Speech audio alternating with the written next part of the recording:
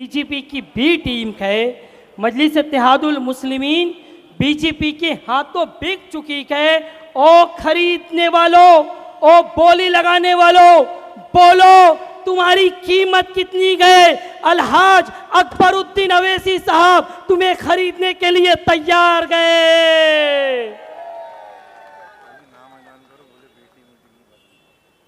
BJP के लोग बोलते हैं कि संविधान को बदल देंगे, लेकिन उन्हें पता नहीं है कि संविधान लिखने वाला तुम्हारा बाप है।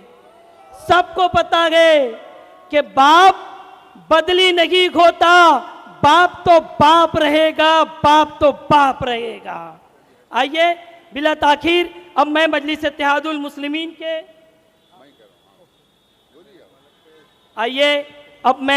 बिला ताखीर मजलिस इत्तेहादुल मुस्लिमीन के एमएलए अहमद बलाला साहब को इस शेर पे आवाज़ देता हूँ कि मुद्दत से थी बलाला साहब आपसे मिलने की आरज़ू, मुद्दत से थी बलाला आपसे मिलने की आरज़ू, ख्वाहिशे दीदार ने सब कुछ गवा दिया।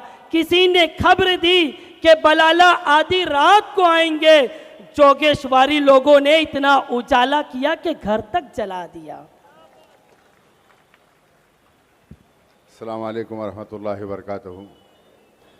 मजलिस इत्तेहादुल मुस्लिमीन ने 2014 में पहली बार जब मुंबई में आए तो उस वक्त असेंबली इलेक्शन के अंदर जोगेश्वरी में मजलिस इत्तेहादुल मुस्लिमीन को बेहतरीन वोट मिले थे। आप सब लोग जानते हैं अच्छे वोट जोगेश्वरी में मिले थे, लेकिन सिर्फ हमें एक सीट के ऊपर उस वक्त कामयाबी हासिल हुई थी, वो था बाइकल्ला। इंशाअल्लाह उसके बाद बीएमसी इलेक्शन के अंदर भी हमने कोशिश की है, लेकिन मैं मेरी इज़्ज़तदार माँ और बहनों से और मेरे नौजवानों से कहूँगा कि अभी एडवोकेट साहिबा आपकी जो कैंडिडेट है, उन्होंने बहुत ही बेहतरीन अंदाज में आपके सामने अपनी बात रखी है, बहुत ही अच्छे अंदाज में आपके सामने बात रखी है।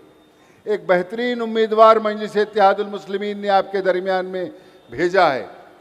अगर ये मौका अगर से आप गंवा देंगे तो आने वाली नस्लें हमारे को माफ़ नहीं करेगी। आज हिंदुस्तान जिस दौर से गुज़र रहा है, आज सीएए के नाम से हमको डराया जा रहा है, एनआरसी के नाम से, और अगर इस बार आप मजलिस को वोट नहीं डालेंगे तो हो सकता है कि आने वाले इलेक्शन से पहले आपके वोट डालने का हक भी ये छीन ले। आपके हक के लिए, आपके इस हक के लिए लड़ने के लिए तमाम उम्मीदवारों को आप देख लीजिए, सब में बेहतरीन आपकी उम्मीदवार मजलिस इत्तेहादुल मुस्लिमीन की उम्मीदवार है। तो बहरहाल आज हिंदुस्तान किस तरफ जा रहा है, किस तरीके से हमको सताने की कोशिश की जा रही है। अगर से हमारी मुसलमान बहन हिजाब पहनती है तो हिजाब पहनती है, उनको हिजाब से नफरत है। जबकि आप जाइए इनके खुद मज़हब के अंदर, राजस्थान के अंदर, मारवाड़ के अंदर, उधर जाइए कि हमारी हिंदू बहनें भी घूंघट निकालती है, अपना चेहरा छुपाती है, वो उनको बुरा नहीं दिखता। सिर्फ हमारे नकाब से उनको तकलीफ़ है, सिर्फ हमारे हिजाब से उनको तकलीफ़ है। तो उनको तकलीफ़ हमारे हिजाब, हमारे मज़हब से तकलीफ़ है, हमारे वजूद से तकलीफ़ है। ये इलेक्शंस हमारे वजूद की लड़ाई है। ऐवानों में आपका हमारा होना ज़रूरी है, आपके उम्मीदवार का होना ज़रूरी है। कोई जमात ऐसी नहीं है कि आपकी बात कर सके। सिर्फ बेबाकी से अगर से ऐवानों में कोई बात करता है तो मजलिस इत्तेहादुल मुस्लिमीन करती है। आज आप देखिए ऐवान पार्लियामेंट के अंदर कौन आपकी बात करता है। इतने उम्मीदवार हैं, इतने एमपियाँ हैं, कई पार्टियों की एमपीज़ है, मुसलमान एमपीज़ भी है, लेकिन बेबाकी से जिस तरीके से असदुद्दीन अवैसी हमारी बात रखते हैं, कौन हमारी बात रखता है। किसी एमपी में मजाल हुई सीए एनआरसी के कानून को फाड़ के फेंकने का, पार्लियामेंट के अंदर आपके हमारे कायद असदुद्दीन अवैसी ने फाड़ कर फेंका। ऐवान के अंदर हमारा होना ज़रूरी है। आज तेलंगाना के अंदर हमारे मसाइल की 100 अगर से कोई कराता है तो ये मजलिस का कायद अकबरुद्दीन अवैसी है, जो तेलंगाना के अंदर इतनी छोटी रियासत होने के बावजूद भी 3,500 करोड़ माइनॉरिटी का बजट है। यहां पर क्या है? यहां पर कौन बोलने वाला है, कौन पूछने वाला है? तो मेरी बात याद रखिए, आपका नल लाइट मोहरी का काम तो कोई भी करेगा, और दूसरा जो करेगा उससे अच्छी हमारी उम्मीदवार आपका काम करेगी, उससे अच्छी आपकी उम्मीदवार आपका काम करेगी, मजलिस की उम्मीदवार आपका काम करेगी। उसके अलावा भी आपकी वजूद की लड़ाई आपकी उम्मीदवार लड़ेगी, आपके बच्चों के मुस्तकबिल की लड़ाई आपकी उम्मीदवार लड़ेगी। तो बहरहाल मेरा बोलने का मकसद एक ही है कि ये लड़ाई खाली नल लाइट मोहरी की नहीं है, ये लड़ाई हमारे वजूद की लड़ाई है।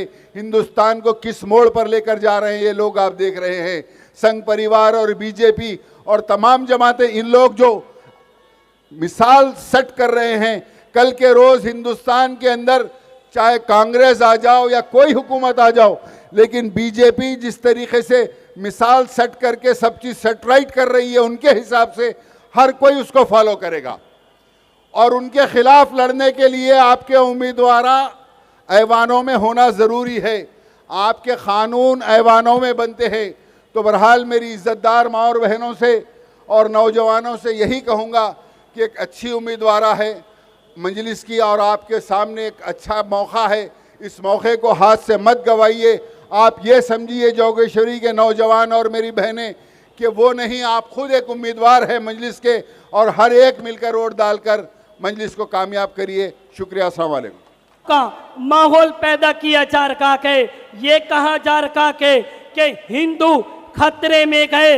अरे नादान, सीएम हिंदू, हिंदू खतरे में गए, पीएम हिंदू, हिंदू खतरे में गए।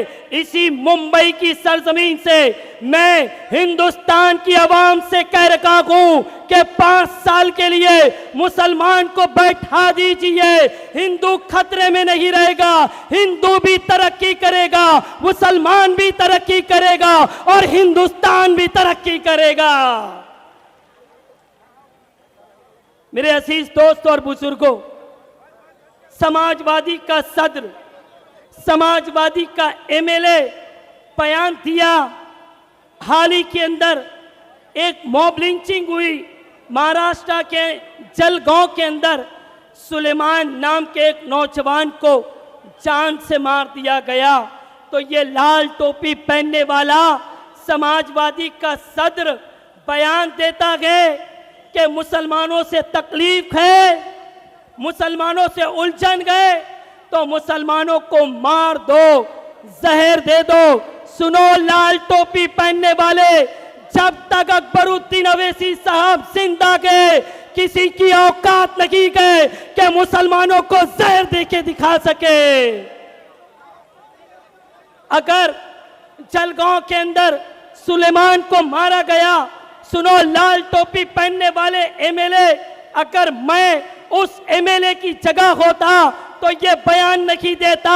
मैं जलगांव जाता और उन जालिम लोगों के ऊपर एफआईआर कराता और कहता कि जेल में बैठ के तुम हॉलीडे मनाओ।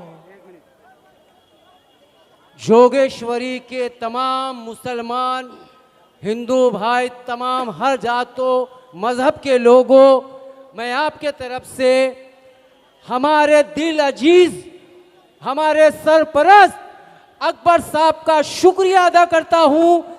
आपने इससे पहले हमसे वादा किया और ये अल्हम्दुलिल्लाह ये जोगेश्वरी की खुशकिस्मती है कि हमारे बीच अकबर साहब मौजूद है, और इनकी मौजूदगी ये साबित करती है कि एडुकेट जहां आ रहा 68 विनर, 68 विनर। और बहुत बहुत मेरे बड़े भाई का शुक्रिया।